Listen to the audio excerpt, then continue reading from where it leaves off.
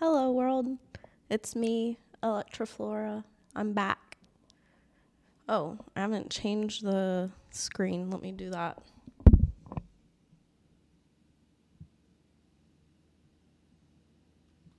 And pull up the chat on Twitch. Cool. And pull up.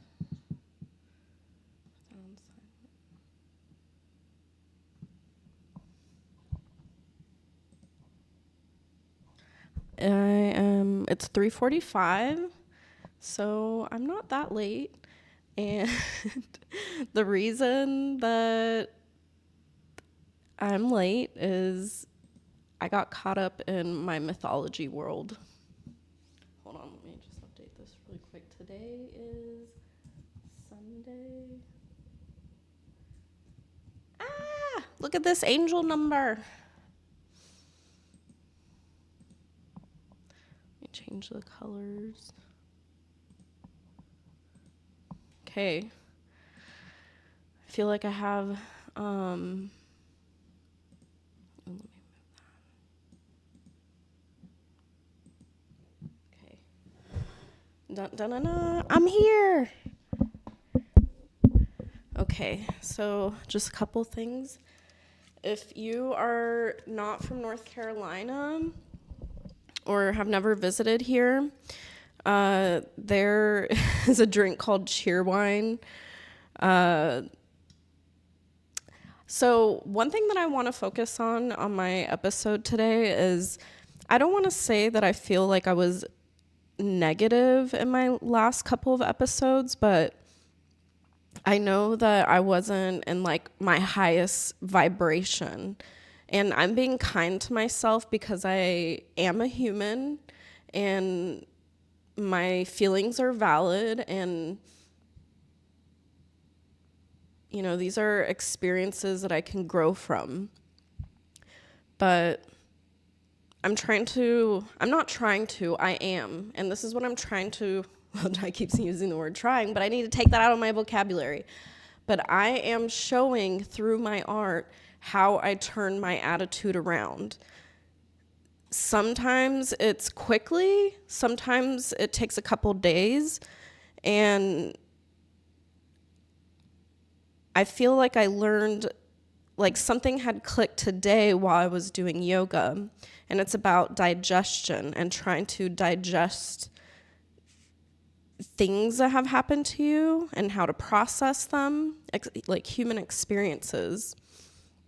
Anyways, but going back to the Cheerwine thing is, I know I've said some negative things about North Carolina and how it's just not been a good experience for me. But, you know, it was a learning and growing experience in a sense that I wouldn't be who I am today if I didn't come here. So that's me turning my attitude around about my feelings on here. But one thing that I have to admit is, you know, I've gone through a lot of struggles here, and the reason that I came here wasn't on a happy note. You know, I didn't come all bright-eyed and trying to start over. You know, there was some things going on in my family, and I wanted to be supportive, and I know I made the right decision, so there's absolutely no regrets. Like, I would do it in a heartbeat again. But now that I feel like I've moved on from those things, I think it's time for me to leave here, because I need to be my own independent person. And that's one thing that I've learned through astrology is I'm not embracing the Aries part in me at times. And that was in my 5th house again. And as a Sagittarius, I feel like I need to explore the world more. And, you know, I've been here for 12 years now, and I'm appreciative and grateful, so it's just time to move on. So this is, I guess, just a nod to me turning my attitude around and, you know, being appreciative of my time here in North Carolina. But, you know, because I like Cheerwine. If you haven't heard, they joke it's the table wine of the South. It's extremely sugary. It's basically like cherry juice and soda, but very low sodium, 25 grams, but it's got 42 grams of sugar. So, since 1917. And no, I'm not like any sort of affiliate. Cheerwine is something that I take to my festivals. I'll be honest. I love if I can bring it with me in a sense of like Bonnaroo, because I typically drive to Bonnaroo. I gotta get a case of some Cheerwine. I typically get the little ones, but I had a coupon and I don't know. I just figured I'd indulge. It's the end of the year. And again, I know I was a Grinch and I talked about that in another episode. So me trying to turn that around as well this is also a nod to Jupiter and, just the Christmas season. I'm not anti-holidays. It's just, like I said, that it brings up a lot of emotion for me in a sense of that I kept focusing on lack. But I know in order to turn my attitude around and in terms of metaphysics, I need to focus on the positives, which, is my family. So I'm grateful for them. And it's not about gifts, but that's what I want people to understand about Christmas is it's got so turned around. The gifts were supposed to be gifts from Jupiter, and it's from all your hard work in as being a human. And Jupiter brings gifts and rewards and abundance for those who are evolving. So that's what that god represents. But I mean, over time, mythology and human tradition, it's turned into Christmas and consumerism and actual physical gifts. But I mean, Jupiter does represent physical and spiritual gifts. I mean, a spiritual gift would be, coming to a conclusion and understanding something that you feel like you were challenged in internally, and then feeling like you overcome that. That's a gift. But Jupiter can also reward monetarily. It's like, oh, I found $5 on the floor. It's like, wow, that was a random manifestation that somehow came from the divine. So that's just what it represents in a bigger picture. So cheers. Cheers to being positive. And again, I'm not trying to be, not using the word trying, I am not all about toxic positivity, because I've been around that where, people say, just be happy, just be happy. No, that doesn't fucking work. We have these difficult emotions, and I think that we should be allowed to express them. I think throughout time, especially in the more conservative ages, crying is shown as a weakness. And I don't know if that's I haven't looked into it, or I'm just talking off the top of my head. Is it that crying represents water, okay? Or, obviously it is water, but it represents healing in the spiritual world. So if we're crying to release emotion in terms of water, and they say that is the feminine, which we're going to represent that with the moon and the 4th house of Cancer. If we live in a patriarchal society that really tries to minimize the feminine, then I would assume that they are trying to I would think that would negate, or that would make it unacceptable to society in a patriarchal society because it is so feminine. Hopefully that makes sense. That's me just making my conclusions on how I feel about that.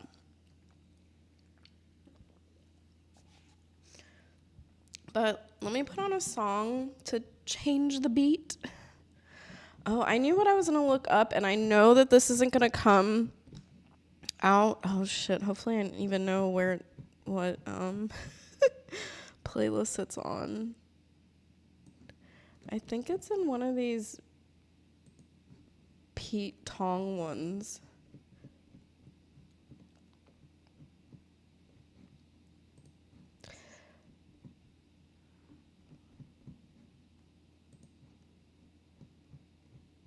Oh, Lord. Okay, now I see. So I took, I was on a call with, it was the DJ coach, because I had finished a 7-day free course that I used to prepare for my first 30-minute set at Open Decks. And if you finish the course, you're invited to a coaching call that includes other people who had finished some sort of course through the DJ coach. But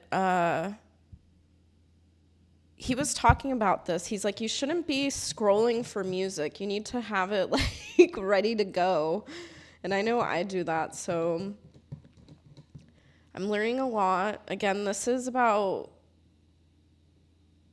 I want to show people how I learn and that it's okay to struggle. You're not going to become a professional overnight. So am I allowed to? No. I wish I could. If I could do through. Oh, maybe I can. Yes. Okay. So the song that I was looking for. Oh, I was just reading to not practice. The DJ coach was saying that people are better off having projects because you become focused and practicing becomes, I guess, monotonous. I don't know. I liked his theory, though. Oh, shit. This is set up.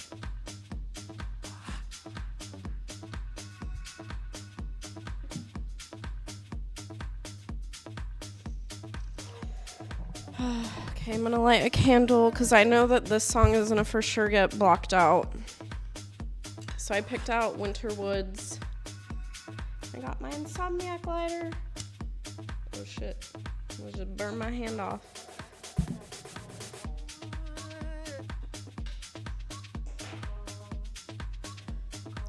I didn't feel like dressing up because it's cold. So I'm just wearing like a comfy... This is a dress that I've had since I worked at my Abercrombie days. This was a holiday dress, but I still love it. So I'm also wearing that in nods to me trying to be more positive about the holidays. That's why I have red and green on. And then I saw 555 literally as I said that, so I'm in alignment.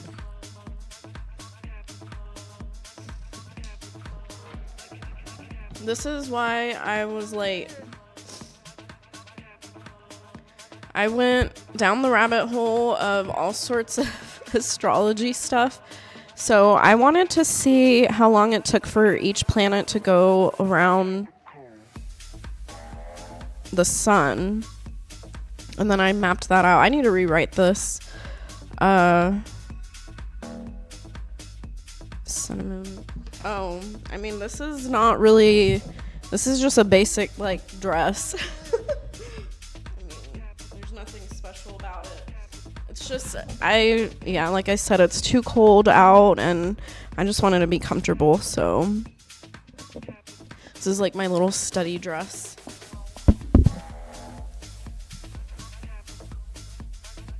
So it takes Pluto 248 years to go around the sun. Neptune 165. By the way, I don't know why, if it's my allergies or if I'm getting sick again, but all day today I've I don't know if these are, I don't think I'm sick, but I don't feel that great. and my nose has been runny as hell. And no, I haven't touched any sort of nose candies at all. So it's nothing from that. Oh, but this was because it's Capricorn season right now. So another thing I did, I swear I just do the randomest shit. So I'm always trying to deconstruct the way that I look at things. And I'm trying to relook at how I look at calendars and time. Because I'm fucking sick of following the Gregorian Roman calendar. Like, did you know that it was all fucking based on taxes? So to me, it has nothing to do with energy or like what's going on above us. And I feel like I need to get more in tune with that because of not just spirituality and my artwork, but it makes more sense. Like, I don't know, taxes aren't of my fucking concern, and they don't, or in terms of my involvement as a human, I know I have to pay taxes, and that is part of the 8th house, which I'll have to get into the 8th house. Shit, this is gonna all be blocked out later. I feel like I'm going down the rabbit hole. But one thing that I do have to say, and I'm going to try really hard I said try. Please tell me why I found a brand new vape. That was Jupiter rewarding me because I know I'm quitting, and I said that I wasn't going to buy anymore, and then I find one. So that's being like showing gratitude in a way, like, oh, just a nice little surprise. Oh, and then I found a vape. You're laughing.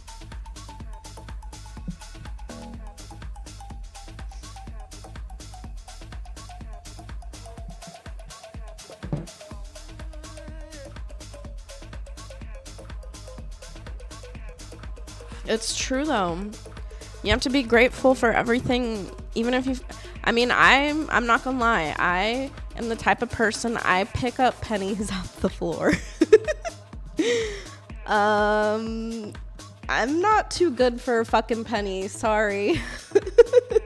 Sorry, not sorry, actually. And I'm always grateful. Like, there's been times where I've found, like, and even if I find more than a penny, then I've, like, really hit the jackpot.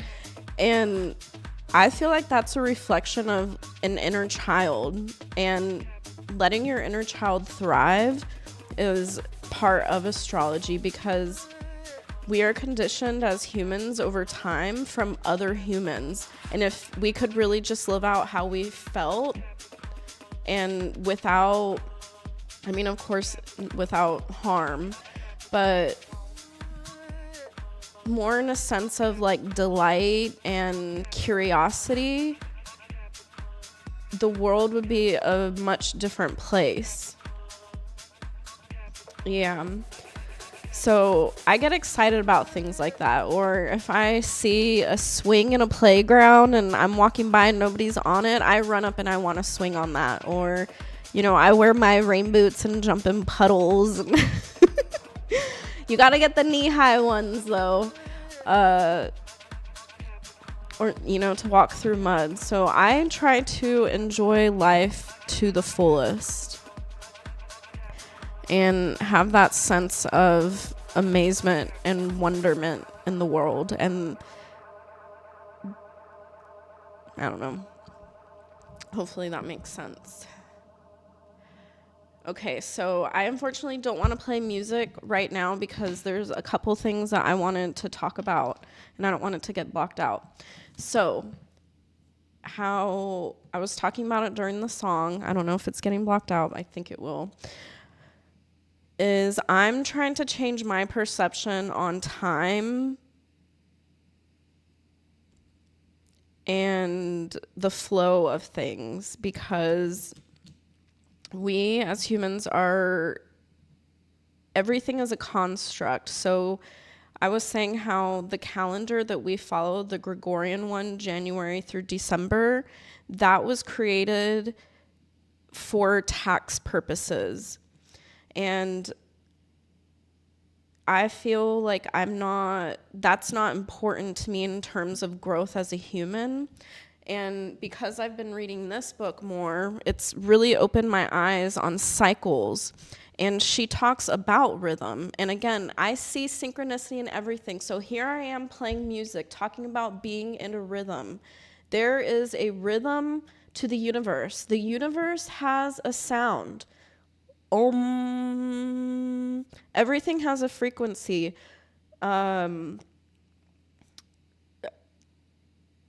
See, there's like just so many gajillion things going through my mind. It's hard to like capture, but I find it interesting that I found this book. First of all, I bought it in Salem, Massachusetts at one of the witch stores, and it was during Halloween, so that was really cool.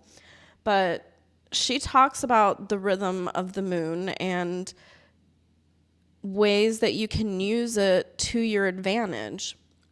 Because again, if we're talking about astrology, it's not weather. So I don't want you to assimilate it to weather, but if we could use something symbolically, I'm going to say how, for example, if it's raining outside, somebody could love rain and somebody could hate rain and, it really bum their day. That's kind of how astrology works, in a sense that there's going to be, if you're a person that doesn't like rain and the rain is coming, then let's not plan things that's when we know it's going to rain. So I feel like that's kind of comparable somewhat to astrology, is trying to weather patterns and rhythms that are good for you and are in alignment to you. And we all have the zodiac in us. It's just, how is it flavored? How is the recipe made up? And it's completely different in each chart. So I also went down the rabbit hole and I printed some of these. These are for me, but I realized that I should probably bring it up on my show. So if you don't know what a natal chart is in astrology, this is mine personally. And what it is it's basically a snapshot of the moment that I entered Earth. So I was born at 8:04 p.m. So this is where, Saturn, Uranus, Neptune, Pluto, all of these planets, where were they in relation to me? Because, again, I like to use Placidus system, and that does take into account spatial data. So that's why I do like the whole system, but these are ways of calculating and interpreting it. So this is all in a type of art form, and none of them are wrong. It's just like if someone were to use, Serato versus record box. Like, they're just two different systems, but they both mix music. So it kind of, that's in that sense. But this was when I was born. So they say that, that this really does play a role in your life, of your personality makeup, and a lot of the psychology and how you think, feel, and act. So this is just a snapshot.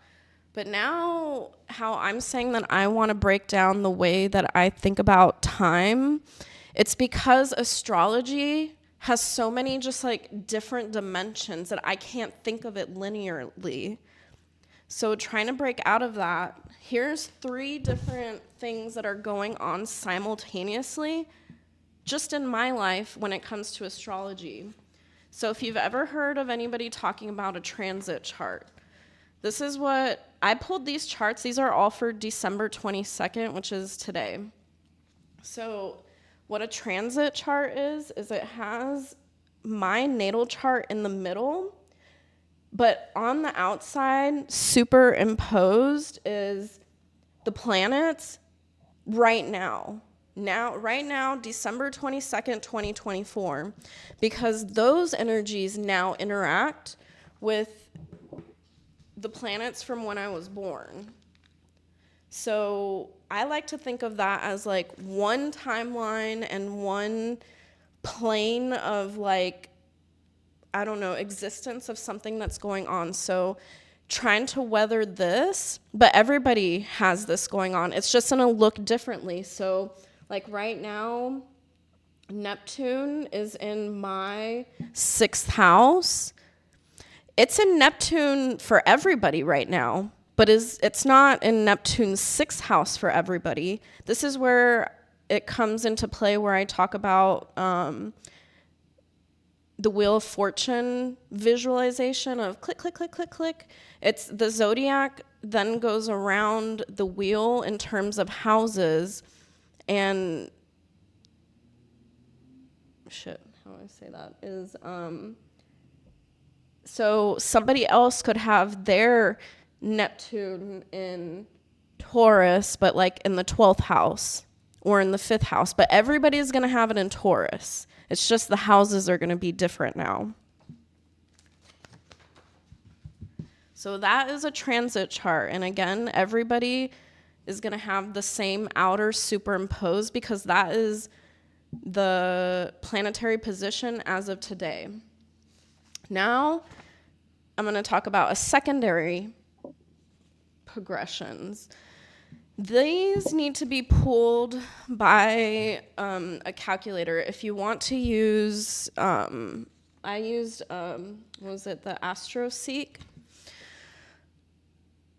This shows your, here I wrote some notes over here. See, I have like a gajillion things. This is why I went downhill, or not downhill, I went into the rabbit hole of astrology. Okay. So the notes that I have, because I pulled this, I don't know, like a couple months ago. It's been a while. So I had to pull another one because the progressions, these two, you do need to pull them on a date. Or the date does matter. But nobody's going to have these. These are now unique to me because they're an offset of my natal chart. So the progression chart is something that you focus on, and it's in terms of internal growth, and you look at the moon mostly. So I kind of have a visual. This was where the moon was when I was born, and it's progressed it's progressed this much, and it's years equals days after birth. So this is your evolving and internal transformation. That's the progression chart. So the other one that people have maybe heard about, these are the solar arc progressions. And these are external, and you equate the planets of 1 degree for each year. And this one you want to focus more on the outer planets, but the sun is, I guess they equate the same because they're both at, like mine's now in Cancer. So even though I was born with the sun in Taurus, it has, because I'm now 37 years old and we're going to equate 1 degree to 1 year. And my sun was at 29 degrees Taurus. It's now in, 5 degrees Cancer. So the reason that I want to bring this up is coming full circle. Elektra Flora has a lot of focus on her 8th house, or me personally, not Elektra Flora. But I am trying to, again, not trying, but through my artwork, the 8th house, so my progressed Mercury is in there. And I feel like one of my destinies, I guess. And even that's a strong word, I feel, but one reason or driving force or thing that I need to do here on earth is speak about taboo subjects. The 8th house is about death, transformation, sex, taxes, being owed to somebody, or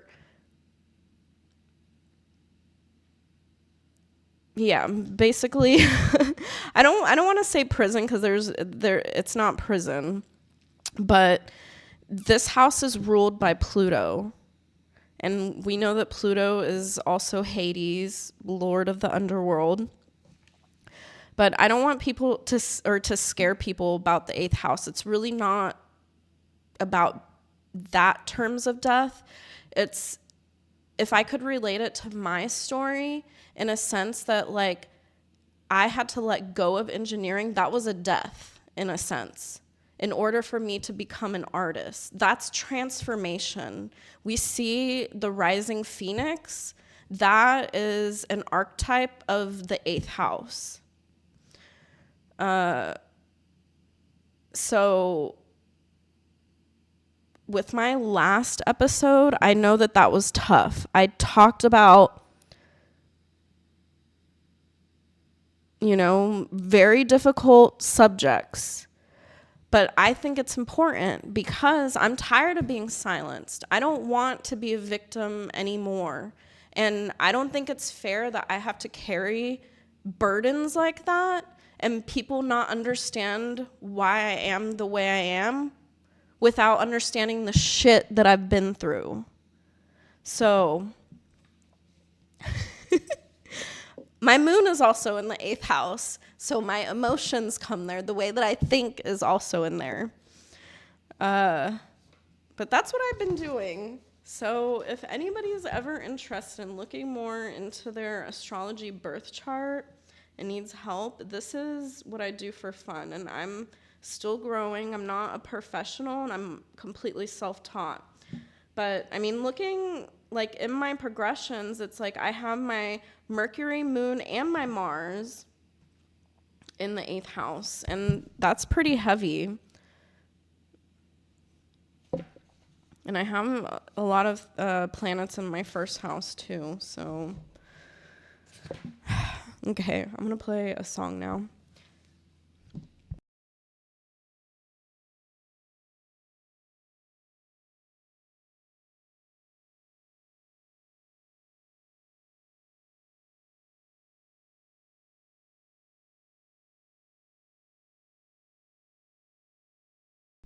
I was going to say how I said that I felt like I'm not feeling good today. Like, I've been coughing and my nose is running like a motherfucker.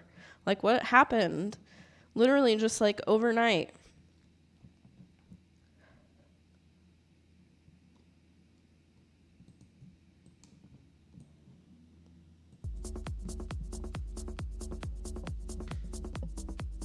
Oh, nice. Are you going to stream? Because if you are, I might just log off and tune into yours, to be honest.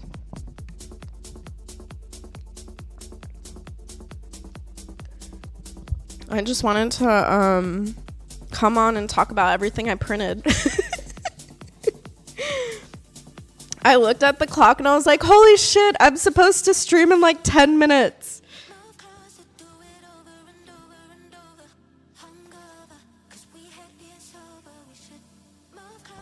Good.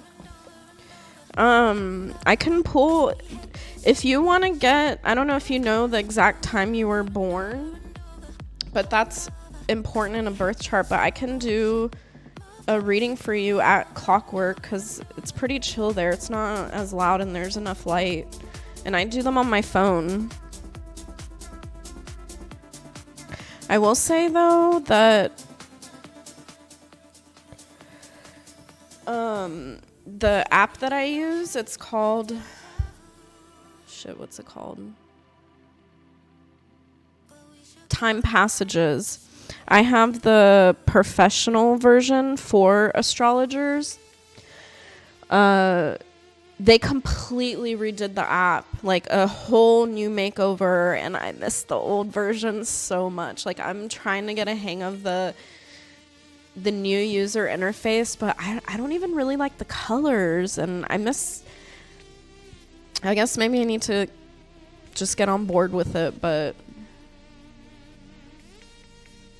tomorrow, oh shit, well, if you're gonna be there that late, then I might come through, because I know I told you about my commitment. I'm not gonna say exactly what it was, but you know what it is it's not gonna go that late, so good to know.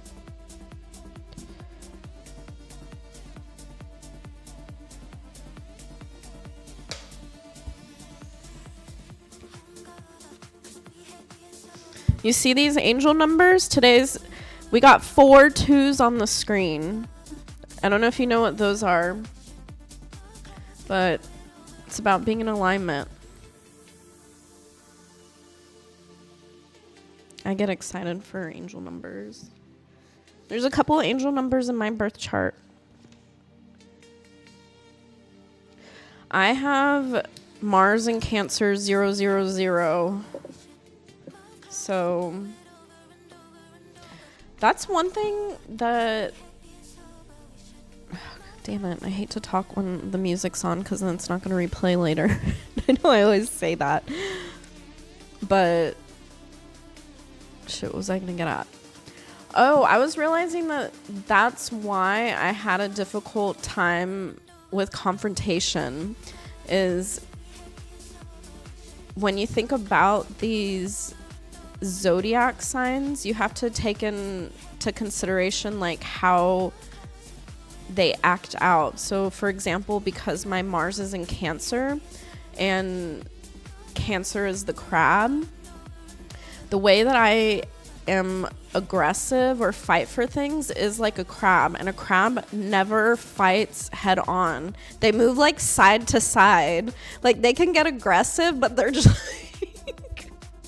like, that's me. Like, I don't know how to like go forward and like be aggressive. So when that guy was like bothering me, like, I didn't know how to handle it, and I like literally was just like sidestepping. So, okay, so that's another thing that I wanted to bring up is I was talking about positivity and how I want to move on from things, and I've learned a lot from this moon book, and we really need to release things from our body because it just holds so much tension and stress. So I want to clarify some things from my last episode, and this goes out for people who maybe got a little confused on my story. When I was telling it, I was worked up, number one. Number two, I kept in mind that people who know me and who were there that night might watch this. So I just want to say that I'm okay now, but I want to explain why I got scared, just so that people can understand and can make their own judgment on why I wanted somebody to walk me to my car. So that night, everything was fine. I felt comfortable. I've never had issues with safety at this place, ever. Or just in that area, because believe it or not, these open decks are very close to where my old engineering office is. So it is a very, very familiar block in downtown Raleigh for me. For years. So again, everything was fine all night, literally, basically until the music stopped.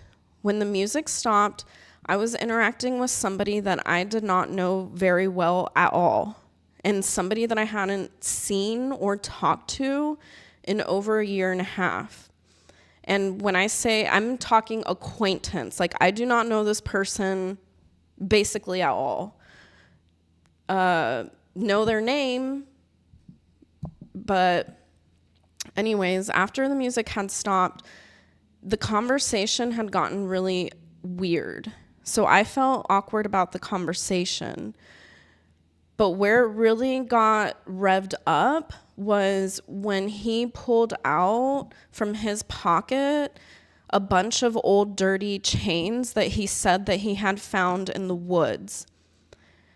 These are not chains that are jewelry. They were chains that looked like for locking up a fence or maybe like a motorbike or something. I don't know why, but well, it's not that I don't know why, but again, with metaphysics, it's not that I'm trying to jump to conclusions or anything. It's just when it comes to terms of safety and being aware about things, to me, that looked like a weapon almost immediately. I was like, okay, that's something that he could actually put around my neck or tie my hands or legs or something. So that freaked me out, was because of the chains. So people watching this and who watched my last episode, I will let you think about it and put yourself in my shoes, that if a man, not that much older than me, but an older man and is bigger than me because I'm a petite woman, this is also midnight, downtown Raleigh, pulling chains out of his pocket and then kind of laughing about it. They're all dirty, him saying that he found them in the woods and then he put them on his neck. So this all happened at a bar and in a matter of like a couple minutes. And when I was getting tensed up, that was the moment that I pulled out my phone and asked for assistance. That was and how I said that I asked my friend 3 times. The first time was through text while this person was still interacting with me. And I even said through the text that this person that I'm talking to right now is, I think, I didn't use the word creep. I said, I know I used the words, I said, sorry, let me take a step back. I had said through text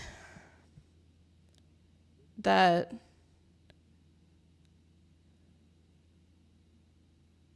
the guy that I'm talking to right now is being really weird. I am scared to walk to my car. Will you please walk me to my car? That was what I said. I used the word weird and scared. And I saw my friend pull up his phone from across the room and then put it down. Then the guy that I was interacting with had walked away. So when he had walked away, because it was actually really hot in there, he said that he was stepping out to get fresh air. So I felt like he wasn't leaving. But when this guy that with the chains had gone outside, I went straight up to my friend and said, "Did you get my text?" And he goes, "Yeah." And I go, "Well, are you going to walk me to my car?" Like, that was when I started putting 2 and 2 together, like, okay, wait.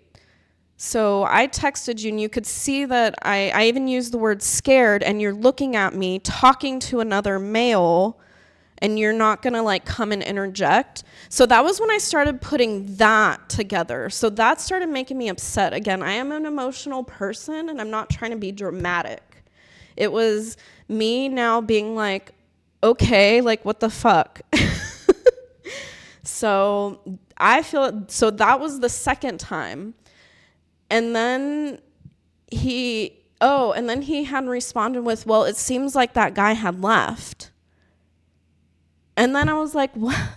I was like, okay. So then I started walking away, and then I overhear him say, "Well, how far is your car?" So that was how it turned into 3 times.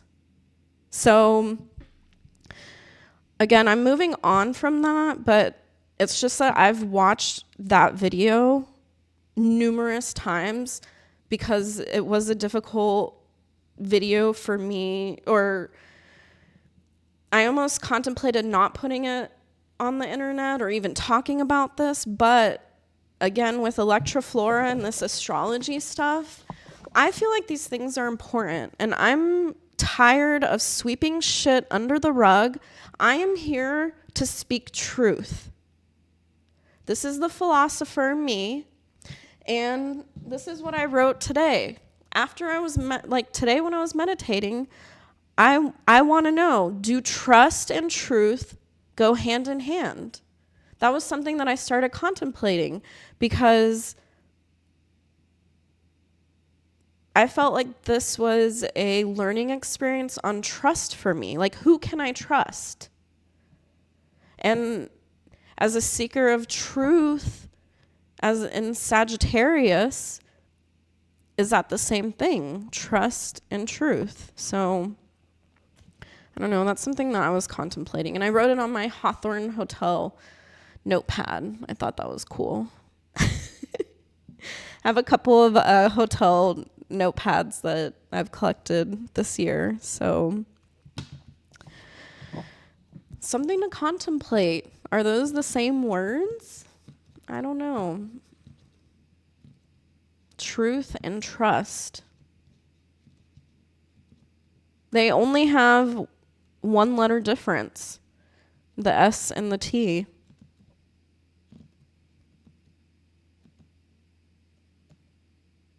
You can't trust somebody who doesn't speak their truth. Is that what it is?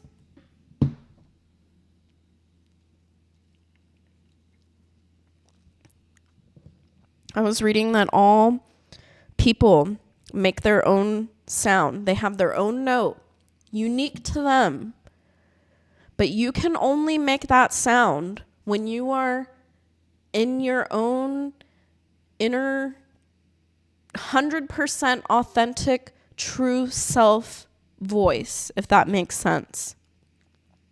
And according to the person that I read this from, well, not read it from, I guess it was more of a speech. Damn it, I lost my train of thought. I know it was about truth. Anywho, maybe I should put on another song. Hopefully I'm getting people thinking.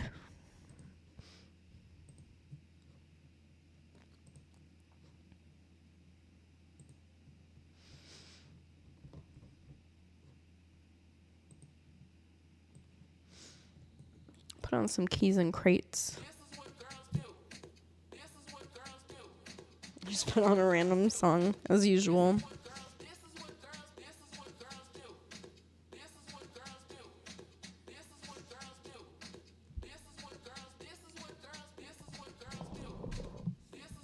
Should I do more of my... Oh, there's been more words in my moonology book. But I'm trying to... I keep using that fucking word. But I am relocating those other words. Where the fuck is that list?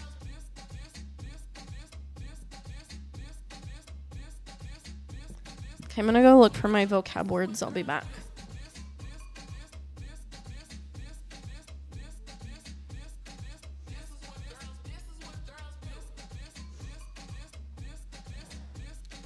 That was quick.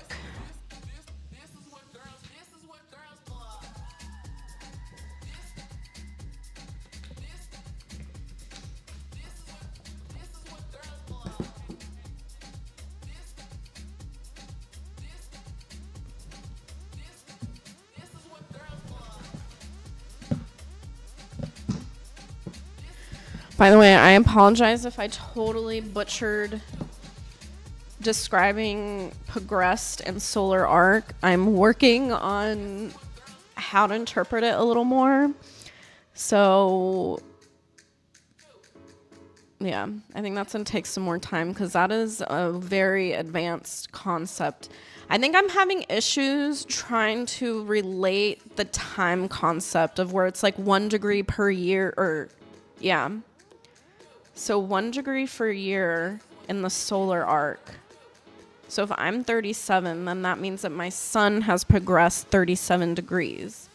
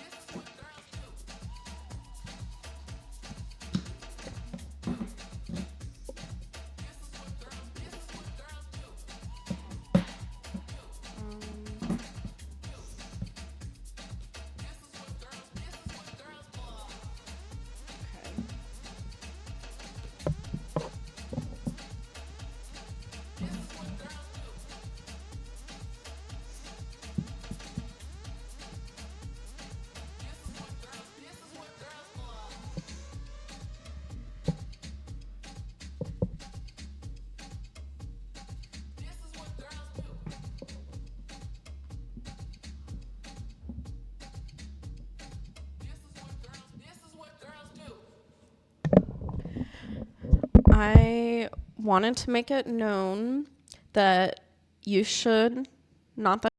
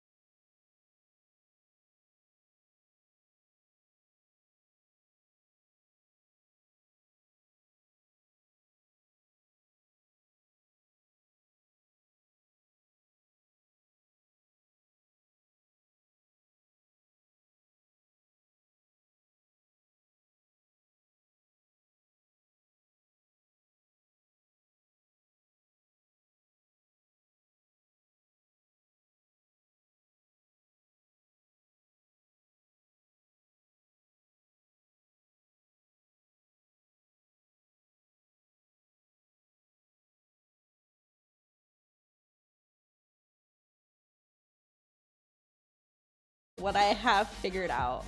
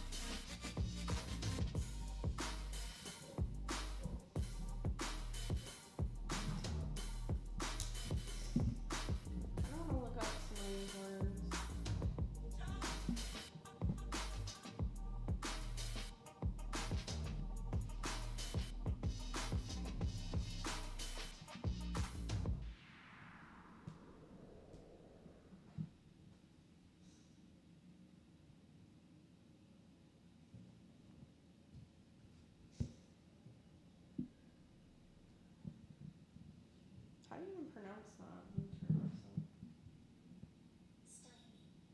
Stymie. Stymie, prevent or hinder progress of. I'm looking up Paean.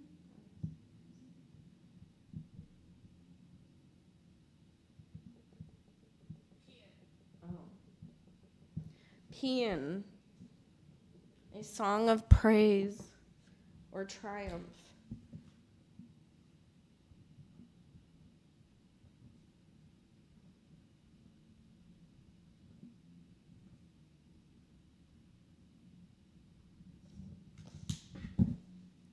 Oh, one thing that I did want to bring up too, let me pull this back up, is where are my notes?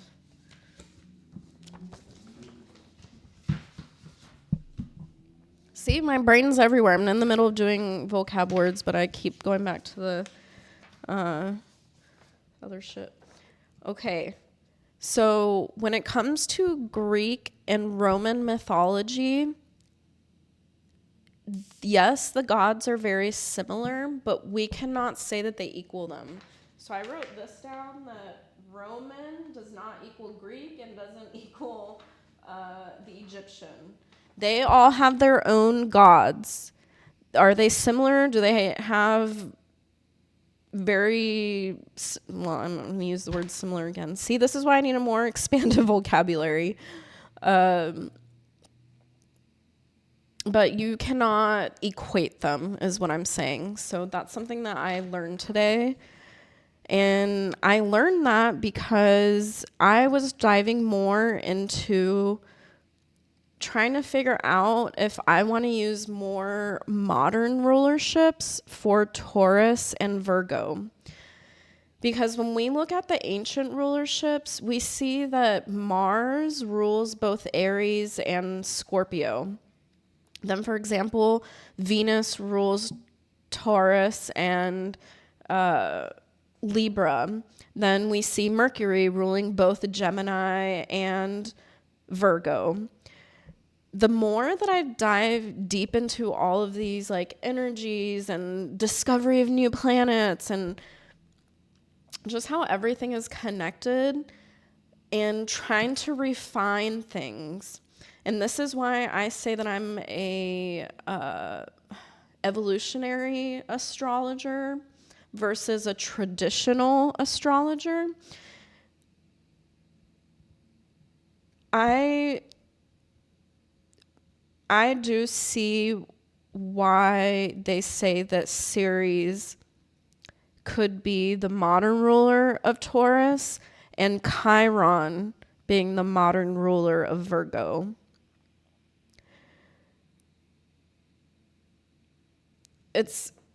And this is coming from personal experience and me piecing everything together.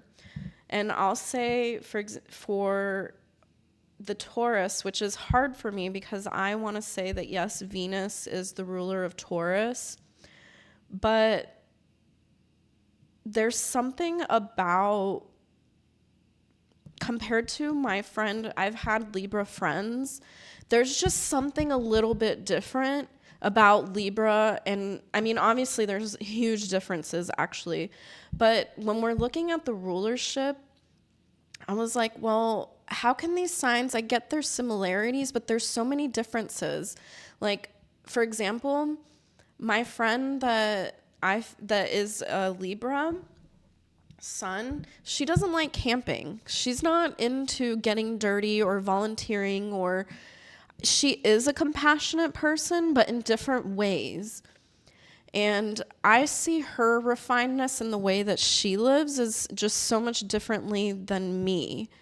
So when I just reflected on that, just in the sun signs, I was like, there is a lot of differences in us. And the more that I read on Ceres and her Roman equivalent or Greek equivalent being Demeter, there's just that earthly component that I feel resonates more with Taurus. Now, when it comes to Virgo, and comparing like Gemini and Virgo. So I have Mercury in Gemini, and that is this. This is what I'm trying to portray as fucking Mercury and Gemini. My brain is like this all the time. Like I'm trying to grasp like, oh my God, math, physics, this, that. It's like I love knowledge, and there's a million things that I could like grab onto from the ether that like my brain wants to process, and that's what Mercury and Gemini is. But Virgo, there's something about Virgo. Virgo does like being analytical, but it's missing that heart piece, the love, the care. Like Mercury, I feel, doesn't have that. And that's why I see Chiron as the modern ruler of Virgo, personally. So this is something that is new to me, and this is extremely new in terms of even astrologers, because, you know, Pluto isn't a planet anymore, and, you know, Chiron and Ceres were... Is that even how you say it? Let me look it up, just because, again, we can't make fun of people who don't know how to pronounce things correctly because they learned it through reading. Oh, how do you pronounce it? Is there a pronunciation? I'm going to assume it's Ceres.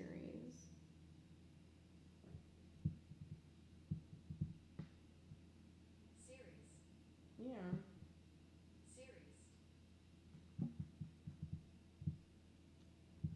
Okay, so Ceres.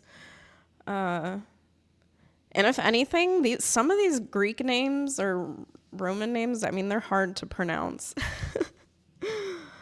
But yeah, that's one thing that I've been looking into. And one book that I need to put on my reading list eventually, and just, again, my reading list is long, is let me not butcher it.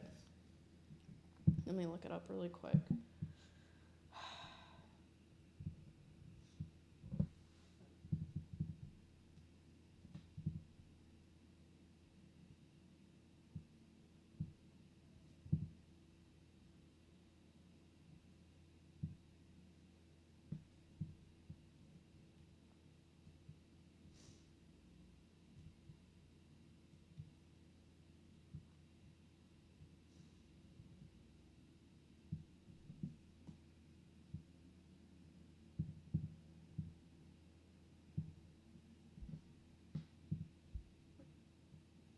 Okay. God damn it. I couldn't remember the name because I've never read it. The Corpus Hermeticum, which was apparently written by Hermes Trismegistus. But that's referenced a lot in my astrology readings and books, so I know I need to eventually get to that. I think it's on Master Key Society on YouTube, but some of those books are like 8 hours, so I haven't gotten to that. But have I read Florence Scovel Shinn's like 20 million times? Yeah. Well, maybe not 20 million, but numerous times.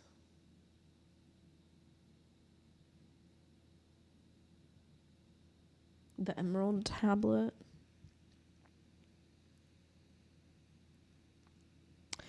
No, there's just a lot of knowledge out there. And what I was reading is apparently in that book, that's what Hermes is trying to say, that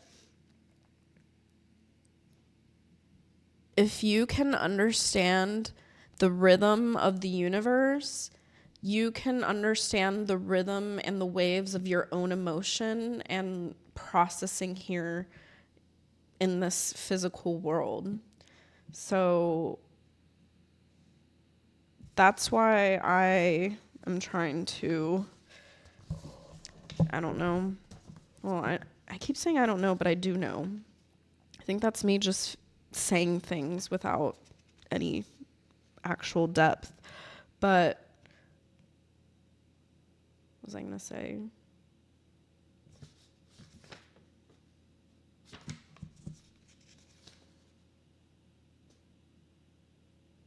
Oh, that I feel like some of this stems from my moon square Mercury. As I feel like before I knew all this about astrology, like at the beginning of my astrology journey, I think that my inner self was trying to understand and make logical reasonings for the way that I felt.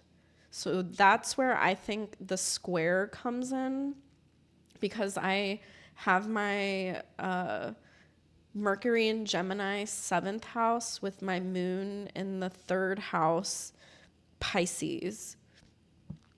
So they make a 90-degree angle almost, and they say energy-wise, because that's what all these lines are in the middle of a birth chart.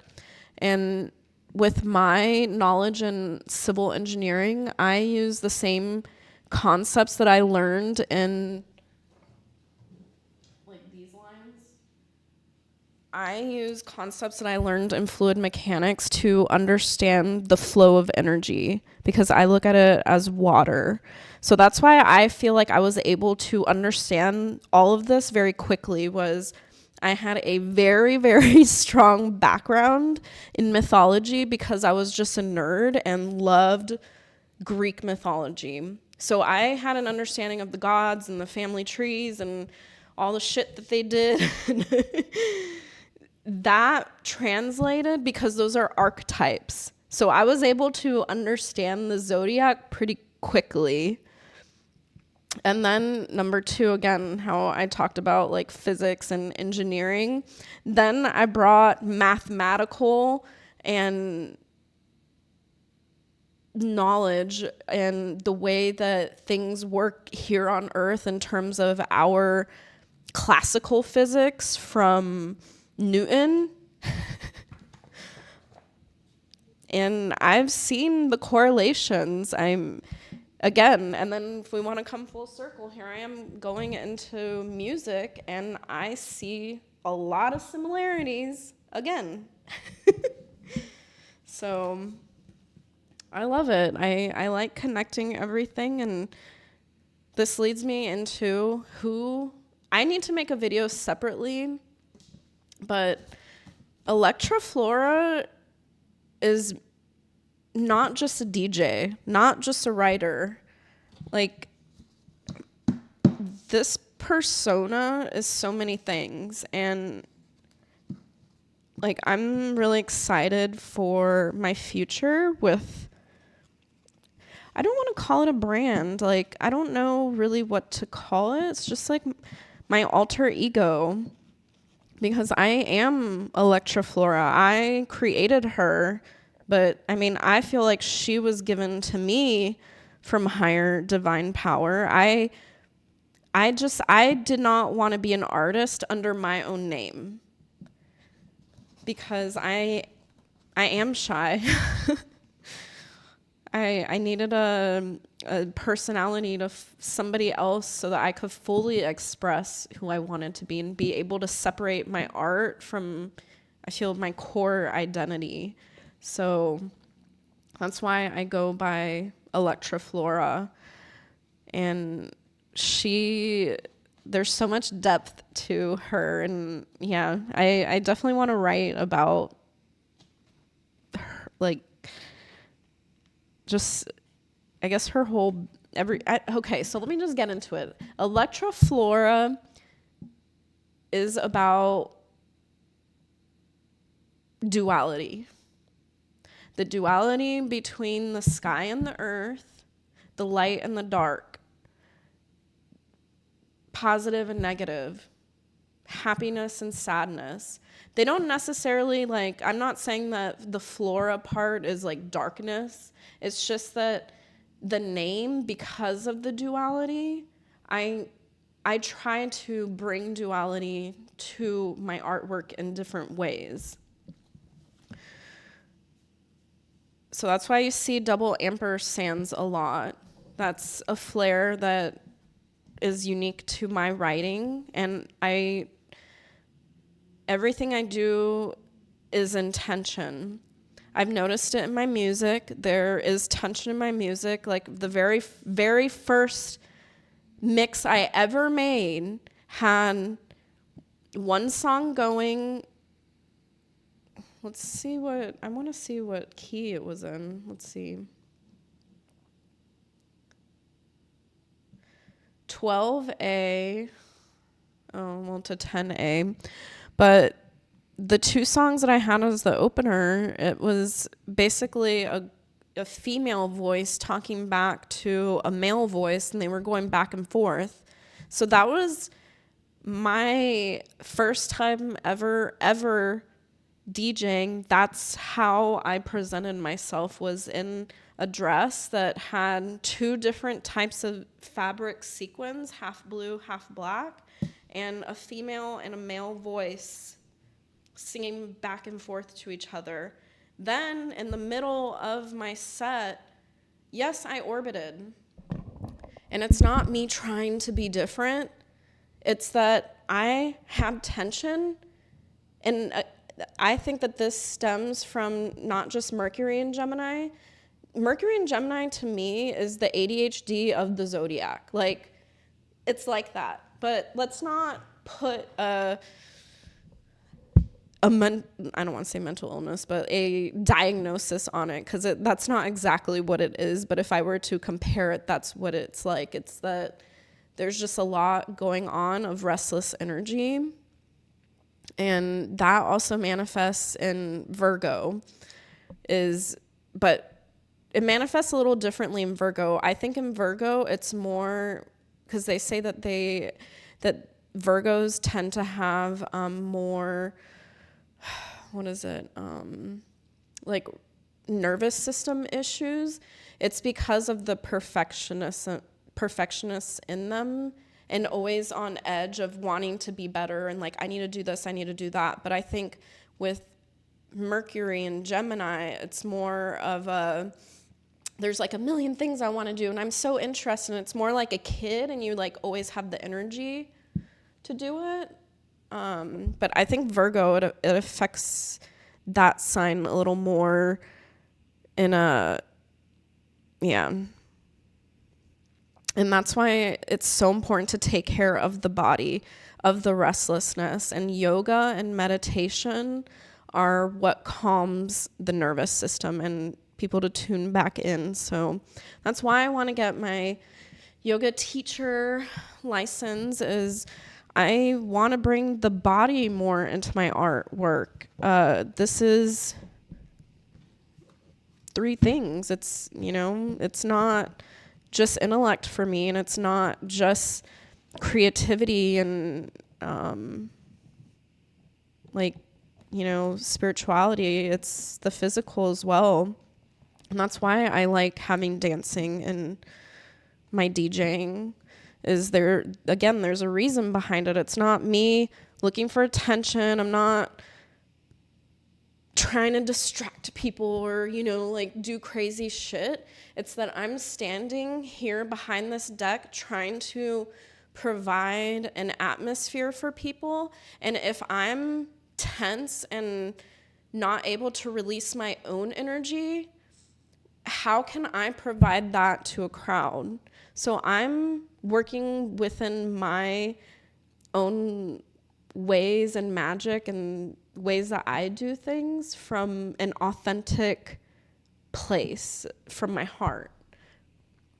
And I find the synchronicity just so interesting, is when we talk about tension, it's like, how is it that the orbit came to me, and this whole thing is intention?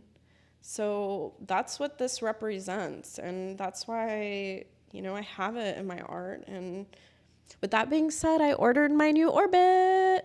I don't know, it's supposed to come next week, so I'm excited for that. It's going to be a huge change, but I think it was a good investment for me.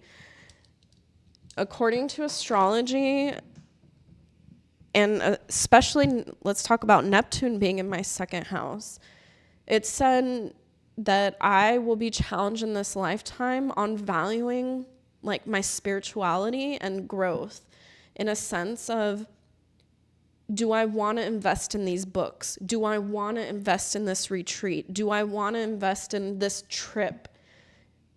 Yes, it's for my spiritual growth. And when I see the value in these, I think that positive things will come from it. And this is me trying to stay in alignment. And I feel like spirituality, and this is again where Elektra Flora comes in, is it's almost like walking on a tightrope and not trying to fall off, because man, some of this shit is just so fucking mind-blowing crazy. And then it's hard to talk about it with other people. It's like, unless somebody is really knowledgeable in like just every level of like from sacred geometry to like color theory, like it's hard for me to have a full-on conversation of some of these things. So it's like, you know, I feel like I'm just locked up in my room sometimes and I don't know, just being nerdy. But to be honest, I know this isn't going to come off strong, very strong.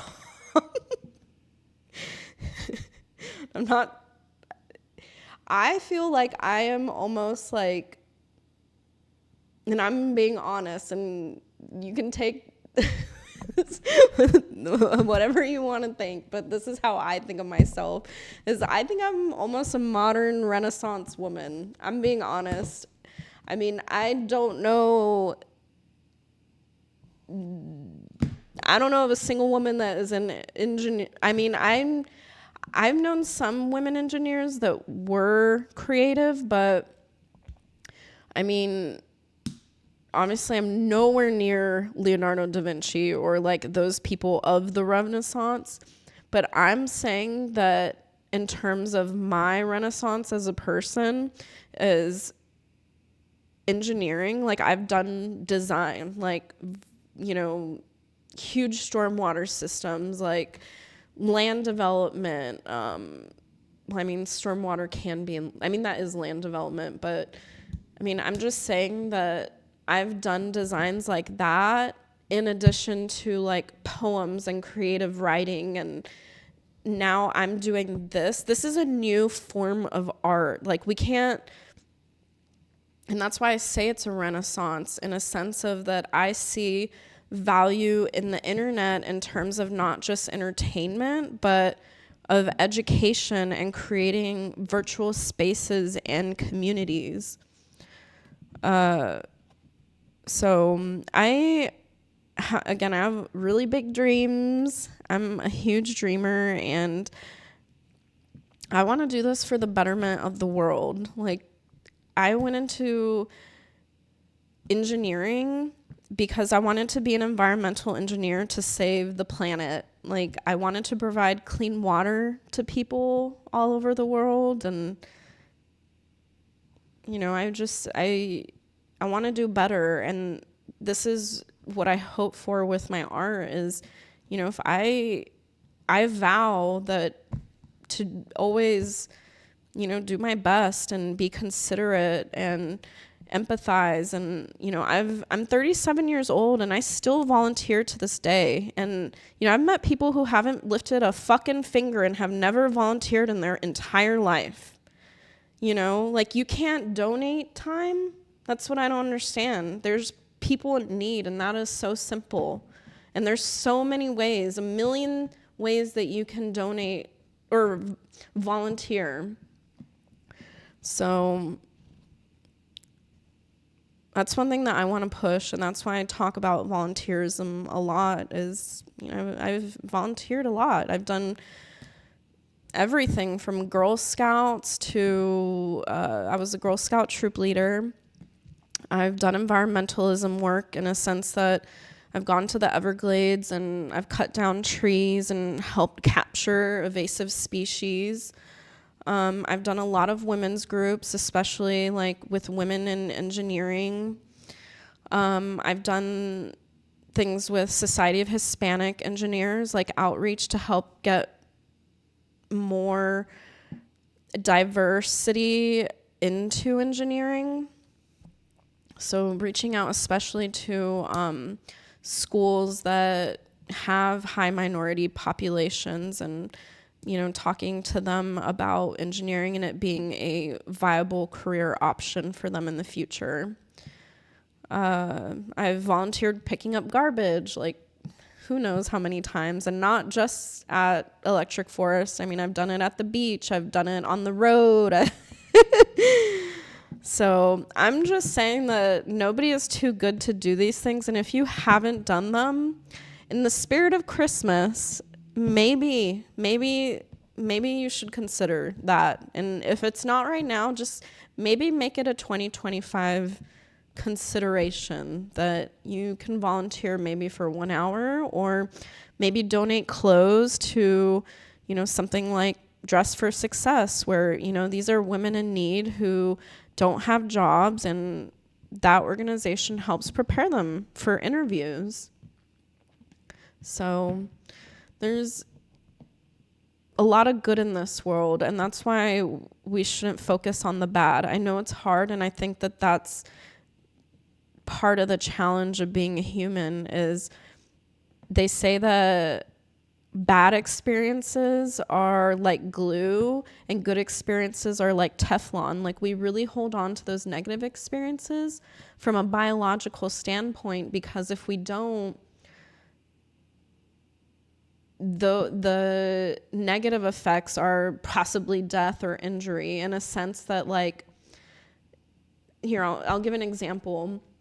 So say, for example, we're thinking about, let's go back like thousands of years, and we're in the hunter-gatherer time. A human being could be out hunting and gathering, having a great time, and they find like a field of flowers and it's beautiful. They then maybe turn a corner and find a big, scary tiger that could have killed them.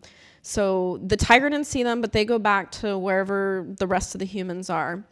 When they go back, the first thing that they're going to do is they freak out more about the tiger or the harm that could have happened, because the consequences of not remembering where the tiger is, in comparison to remembering where the flowers were located, is more detrimental to the human being. So that is why biologically we hold on to negative things. So I want people to understand that there's nothing wrong with you. It's wired in us to do that. But we've evolved so much that we hang on to things that piss us off. Like, for example, like, I'm fine about, my not friend walking me to my car, but I'm not going to hold on to that, because, I didn't get harmed, and, it was a learning experience, but, let's just think about the positives, because that's what's more important. And again, we're not talking about toxic positivity, and safety is still important. Things can happen. We are in a world of co-creation, and some things are out of our control. So yes, still always be so aware of your surroundings. And again, with that guy that I was interacting with pulling out chains, these aren't like red flags of like this is a guy that I like don't want to date. Like, this is like a red flag of like somebody actually having a weapon and can harm me. So yeah, I know I took a step back and I'm trying to move on from that, but I'm just trying to explain my reasoning for all of this and how I'm trying to process it. So, and what's really interesting is talking about alignment is today's yoga session with Yoga with Adrienne was about digestion. So she was talking about digestion in the human body. We have to digest our emotions as well. So again, that takes time, and feeling these emotions and understanding where they come from and the root of it. So how long have I been streaming for? I lost my channel. Like, oh, holy shit, I've been talking for an hour and a half. That's how passionate I am about astrology. Well, I think I'm going to head out because obviously I was obsessed with this and went down that rabbit hole. But if anybody, I don't know, not that I really get that much feedback. I know I don't really have a community created. I need to look more into Twitch and I don't know, somewhere where people can come leave messages or I can interact more, maybe leave my vocab words. I don't know. But I was going to say, if anybody wanted to discuss about Chiron and Ceres, I mean, I feel like moving forward, I'm going to really focus on those being the modern rulers of Taurus and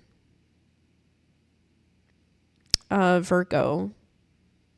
So what's interesting about Chiron really quickly that I did not know was that, yes, he's a centaur, but he's not like other centaurs. He is a sophisticated, educated centaur, because some of the other centaurs, I guess, are just like ruthless and they pillage and a little barbaric. But Chiron, his front legs are actually human. So when you're looking at him from the front, he looks like human, but from the back, he's now the horse. Compared to other centaurs, which if you've most likely seen a lot in Roman mythology depiction, is they typically have a full horse bottom half of their body with a human upper half. So again, Chiron is like full human dude in the front, and then I guess from his backside is now now a horse. The other centaurs only have human up to their waist, and then the whole bottom is horse. So that's what separates him from the rest and why he is, I guess, above the other ones in a sense. So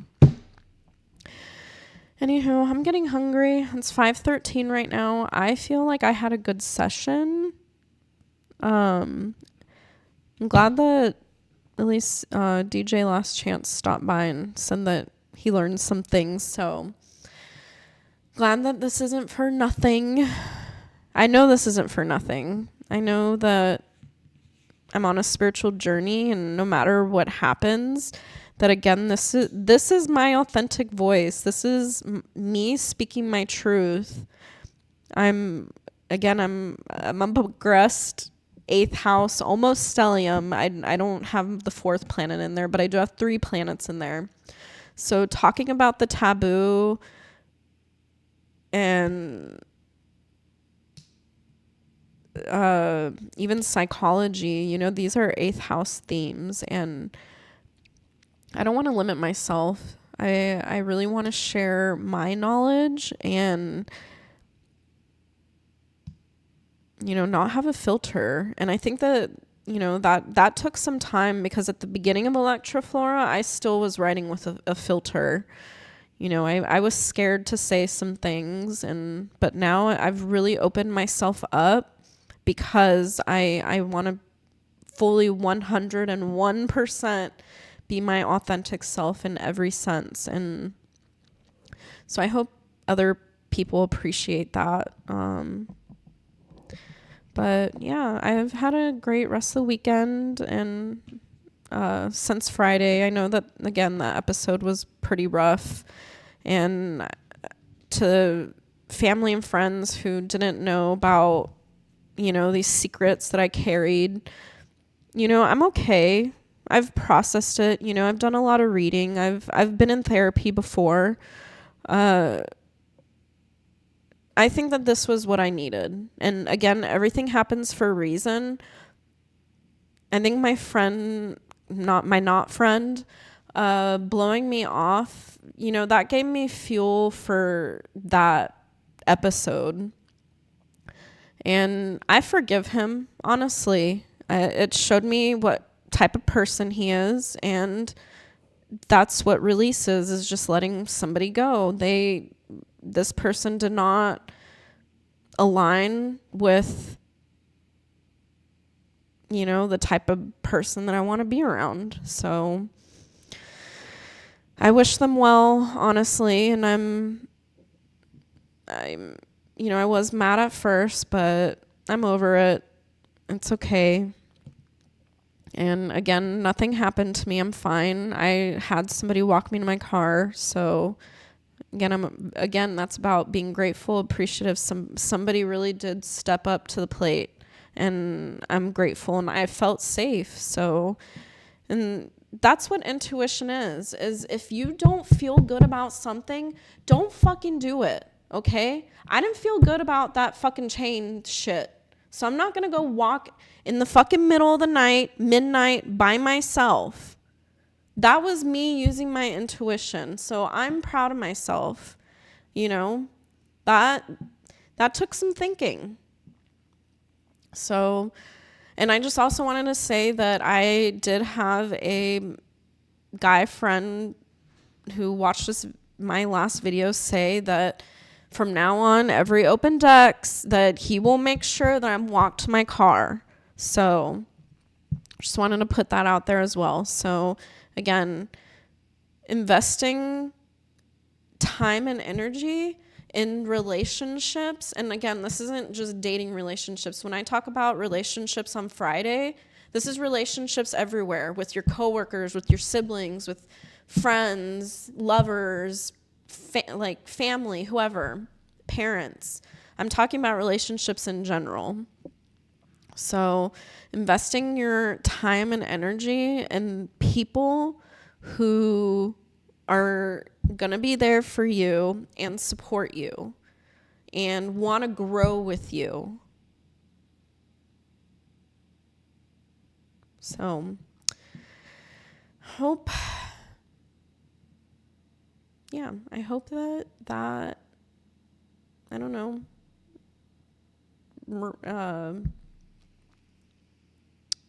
I don't know. I hope it helps people is all I'm saying. So again, I think I know I always do that. Again, I'm a chatter. Sometimes I get back into a loop of wanting to talk about things, but I had a great episode, and I'm already halfway through this book. So I'm hooked on it. And again, talking about perception, or changing my time on perception, I created a new calendar where I'm focusing, because today is the first day of Capricorn. I wanted to see what it would feel like looking at a calendar that started based on the astrology sign. And I feel like leading with the sun and then finishing with the moon cycle. So I'm just testing that out and see how I feel about time and how that changes. But with that being said, I hope everyone has a wonderful rest of their Sunday evening. Know that there's a lot of love in this universe. There's a lot of good things. And if you are going through a difficult time, it will pass. There's no way to really know how long it takes for some things to pass, but they do eventually. So keep pushing. I mean, you don't need to push yourself. Don't ever push yourself. Get rest when you need it, and don't ever feel guilty or ashamed about that, because we live in a society that's very go and doesn't prioritize rest. I haven't really worked in a year and a half because of that. I was pushed so hard that this is how long it's taken me to really rest my body. That's how much shit it's been through. So however long it takes you to process or digest anything in your life, big or small, you're on your own timeline. Don't ever cater to anybody else, okay? And I hope you all have a wonderful holiday. I'm not being a Grinch anymore. I'm gonna be good. I'm gonna be I'm gonna bring the Christmas spirit. So again, I turned my attitude around. But yeah, I hope you all take care. Stay warm out there. And peace, love, unity, and respect and responsibility. Bye.